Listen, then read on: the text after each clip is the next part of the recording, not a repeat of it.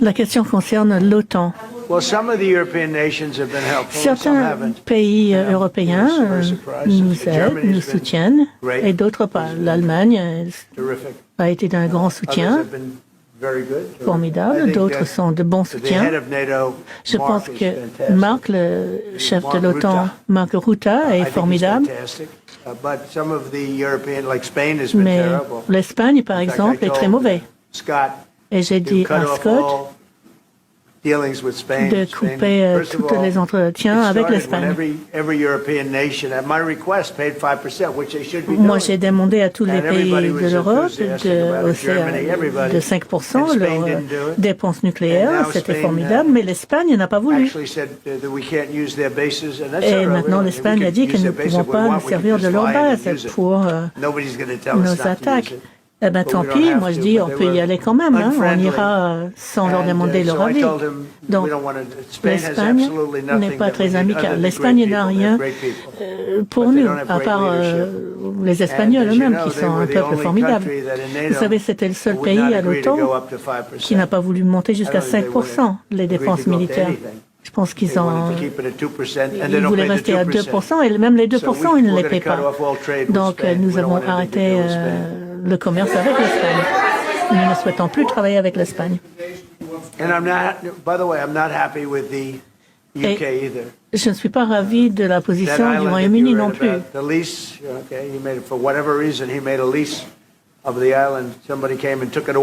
Vous savez, il y a cette histoire d'une île. Et on aurait voulu atterrir sur cette île. Ils n'ont pas voulu qu'on s'y atterrisse. On est en train de travailler sur ça. C'est pas Winston Churchill qui est aux commandes au Royaume-Uni.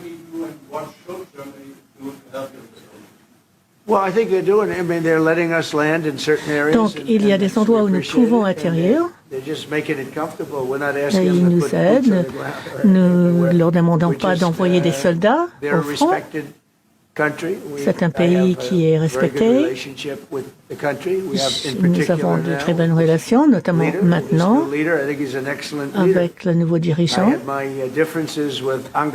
J'avais eu des différends avec Angela. Moi, je lui disais, Angela, vous faites du mal à votre pays avec l'immigration et avec votre politique énergétique.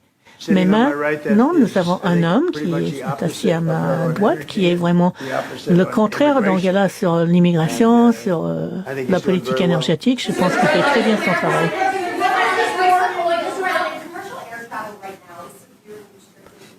L'espace aérien est donc fermé. Est-ce qu'il y a un plan d'évacuation? Non, parce que tout s'est passé très vite.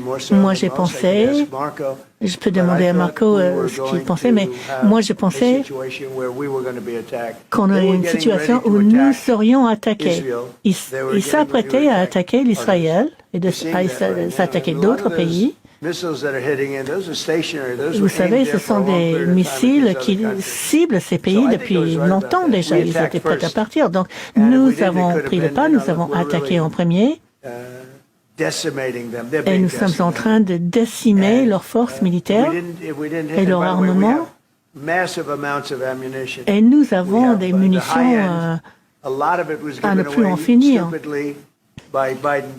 Il y a des choses que Biden a données à l'Ukraine très stupidement, à mon avis.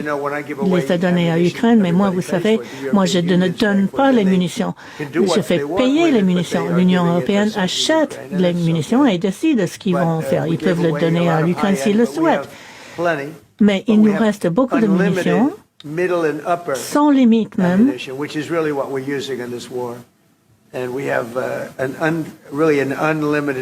Nous avons donc, il n'y a pas de limite aux munitions que nous pouvons déployer.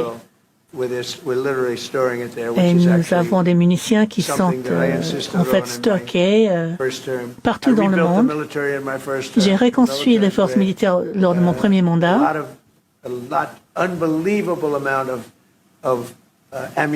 Nous avons des munitions, c'est incroyable ce que nous avons comme munitions.